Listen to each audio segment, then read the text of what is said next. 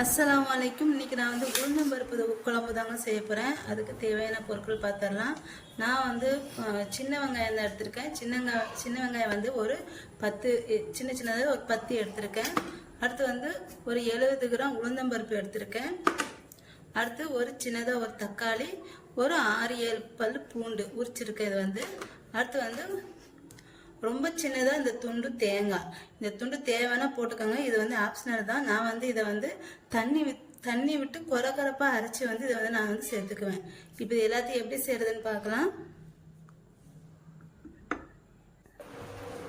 இப்போ நான் வந்து ஒரு பேன் வச்சுருக்கேன்.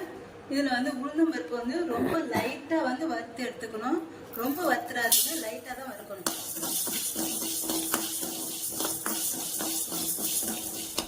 இது ஏன் வறுக்கிறேன்னா, இதில் வந்து சாக்கு வாடை வரணும்னு சொல்லுவாங்க.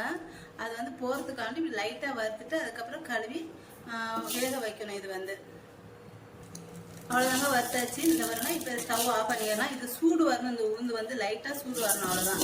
இதை ஆஃப் பண்ணிட்டேன். இப்போ எப்படி செய்யுதுன்னு பார்க்கலாம். இப்போ நான் வந்து பருப்பை வந்து நல்லா கழுவிக்கிட்டேன், உளுந்த பருப்பை. இப்போ இதில் வந்து வெங்காயம், அடுத்து வந்து பூண்டு, அடுத்து வந்து தக்காளி,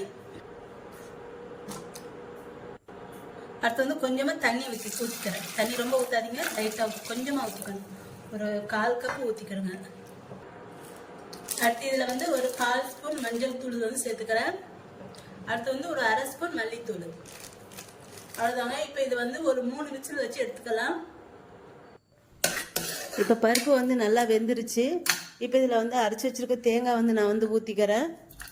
ஊற்றிட்டு தேங்காய் ஊற்றினதுக்கப்புறம் இதை வந்து ஒரு கொதி விட்டுக்கணும். இதை ஒரு கொதி விட்டுட்டு இப்போ வந்து பருப்பை வந்து தாளிச்சிடலாம். கொஞ்சம் மல்லித்தலை போட்டுக்கோங்க. அடுத்து தேவையான அளவு உப்பு சேர்த்துக்கோங்க. சேர்த்துட்டு அடுத்து ஒரு கொதி வச்சுக்கலாம். கொதிச்சுட்டு இப்போ வந்து நான் வந்து பருப்பு தாளிச்சிட்றேன். இப்போ பருப்பை கொஞ்சம் எண்ணெய் ஊற்றிட்டு கொஞ்சம் கடுகு, கொஞ்சம் சின்ன வெங்காயம் 2 நறுக்குனது, 2 காஞ்ச மிளகாய், இது ப்ரௌன் கலர் வதங்கணும். வதங்கினதுக்கப்புறம் இதில் கருவேப்பிலை போட்டுக்கோங்க. கருவேப்பிலை போட்டு பொரிஞ்சதும் பருப்பில் வந்து ஊற்றிடுங்க. உளுந்தம் பருப்பு வந்து ரெடி ஆயிடுச்சு. இந்த வீடியோ உங்களுக்கு பிடிச்சிருந்தா லைக் அண்ட் கமெண்ட் ஷேர் பண்ணிக்கோங்க. என்னோட சேனலை மறக்காமல் சப்ஸ்கிரைப் பண்ணிக்கோங்க.